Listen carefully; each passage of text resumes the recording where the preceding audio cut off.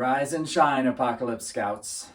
This week we're talking about fine dining in the apocalypse for just a few dollars a day. Just because you're staring down the end of the world and radioactive viral zombies have taken over your front yard, it doesn't mean that you can't eat well. In fact, you need to eat well in order to have plenty of strength to fight zombies when the time comes.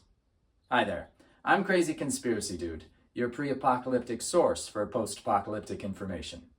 Using digital media to prepare for the collapse or ascendance of digital technologies, this is the art of the apocalypse. You're listening to Radio Free Apocalypse. Let's face it, cold baked beans and spaghetti hoops aren't exactly everybody's idea of fine dining. But here at the Art of the Apocalypse, we've put a lot of thought into how to get the most out of these inexpensive and non-perishable food items. For the next 7 days, I'll be going on the apocalypse food diet. I'll eat and drink nothing beside the basic ingredients in our mini Zompak bunker.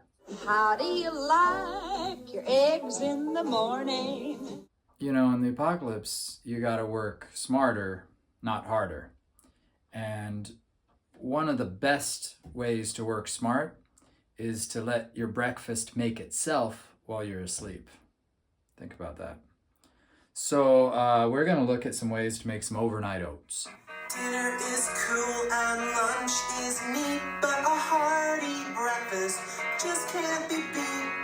Eggs and juice and cereal, toast and cheese, all in a bowl in a breakfast song. Breakfast song, breakfast song. So this is your peach chunk, peach apocalypse, chunky peach apocalypse. Let's see how it is. Really good. If I had to summarize the apocalypse in a single word, that word would be resourcefulness. Why am I mentioning resourcefulness? Because I have obtained 2 packets of raspberry jelly and we're gonna use them. A little water and a raspberry jam. This is hard. What you want to do, you want to smush and then stir. A little cinnamon and some raisins, because you got to work with what you got. That's the definition of resourcefulness, I think. This overnight oats was brought to you by the letter resourcefulness.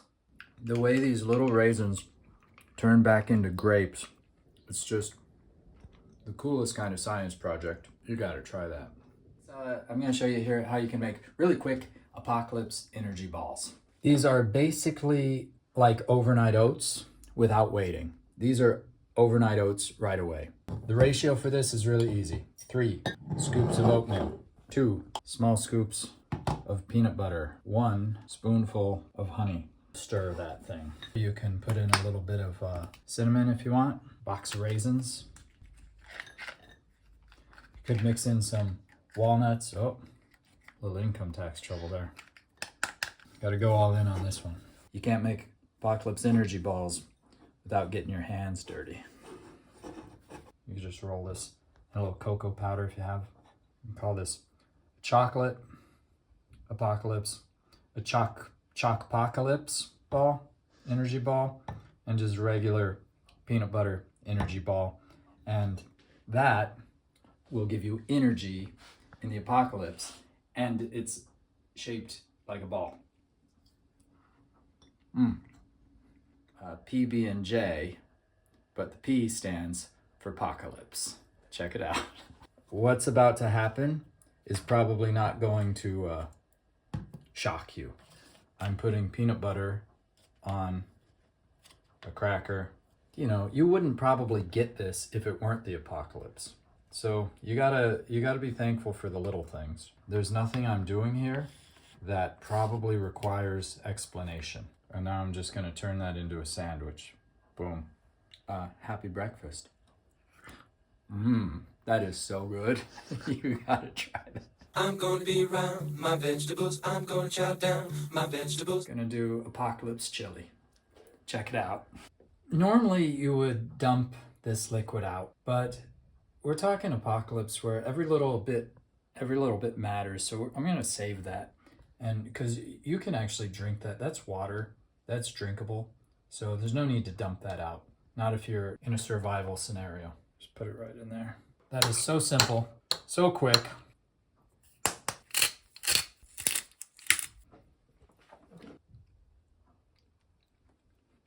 It would be ideal to heat this up in a campfire. I have an idea for how we can heat this up. So maybe we can come back to this later and see if we can try to make this hot. Good though, interesting. Really simple, quick 2-ingredient chili. Today we are gonna eat something that's green and has some tuna in it. I'm gonna start with the processed peas. Just a bit. We're gonna give a little of this to the kitties today. Yum, yum, yum. And some green olives. Salt, pepper, mixed herbs, and bon appetit. This is a keeper. Ding, ding, ding, ding. It's like a salad, tuna salad. I don't think that's already been invented. Processed peas, baked beans and tomato sauce, a tomato, mixed herbs,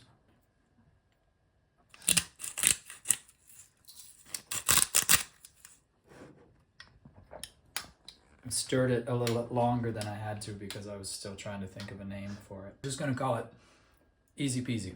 So what we have going on here is sort of like a pasta puttanesca.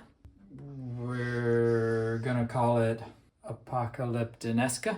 And this one was not my idea. The liquid in the can, this is basically tomato juice. This is great.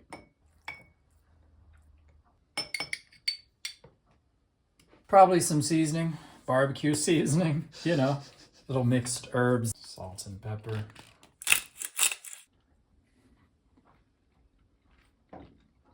Surprisingly delicious. That's a good invention.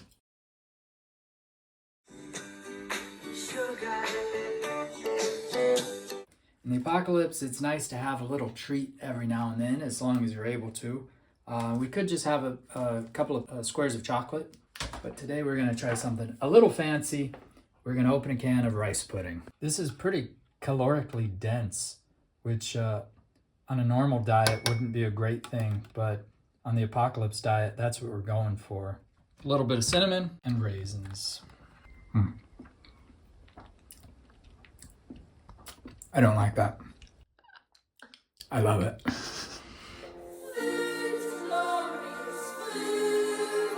We're a few days into the apocalypse diet and we've only been eating and drinking cold things.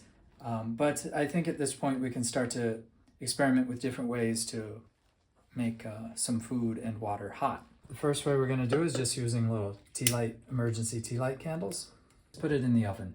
A few days ago I said I was going to make hot chili one day, and I did. So here we go. Taking it out of the oven now.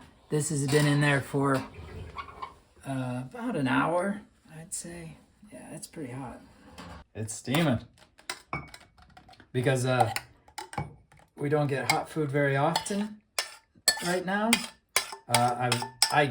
Normally I would just eat it right out of here because you don't want extra dishes you got to do when water is a scarce supply. But tonight it's a special occasion.